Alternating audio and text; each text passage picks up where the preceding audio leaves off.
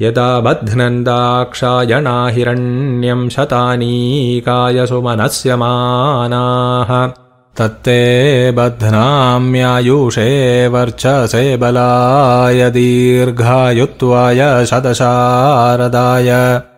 नैनं रक्षांसि न पीशाचाः साहन्दे देवानामोजः प्रथमजं ह्येतत् यो बिभर्ति दाक्षायणं हिरण्यं स जीवेषु कृणुते दीर्घमायुः अपान्ते ज्योतिरोजो बलं च वनस्पतीनामुत वीर्याणि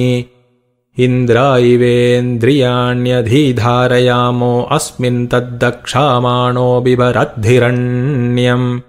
समानां मासामृतुभिष्ट्वा वयं संवत्सरस्य पयसापि पर्मि